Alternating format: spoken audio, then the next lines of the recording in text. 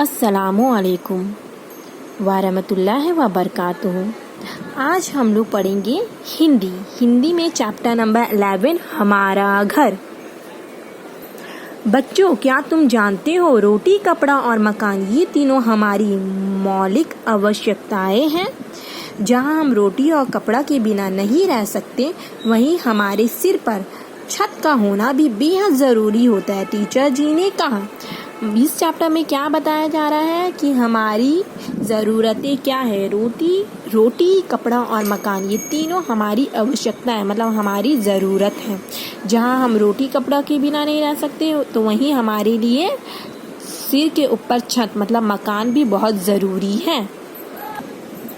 तभी बबलू ने कहा, हाँ टीचर जी, आप सही कह रही हैं। घर तो हम सभी के पास अवश्य ही होनी चाहिए। हाँ बबलू, क्या तुम्हारा घर तुम्हारे अपना है या फिर तुम किराए के घर में रहते हो? चलो तुम सभी बारी बारी से या आगे आकर कक्षा के सभी बच्चों को अपने घर के बारे में बताओ।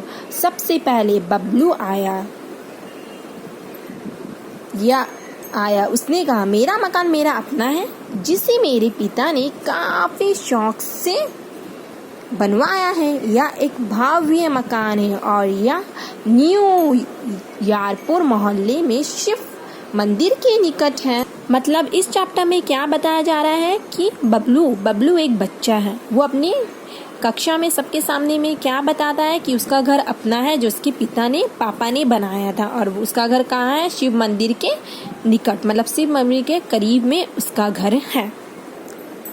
तभी अमृत आया और उसने बताया, मेरा मकान एक तल्ले का ही है, परंतु इसमें 5 कमरे हैं और सभी कमरे पूर्ण रूप से हवादार है। मेरे घर के 3 कमरे में सूर्य की रोशनी भी स्वतंत्र रूप से आती है।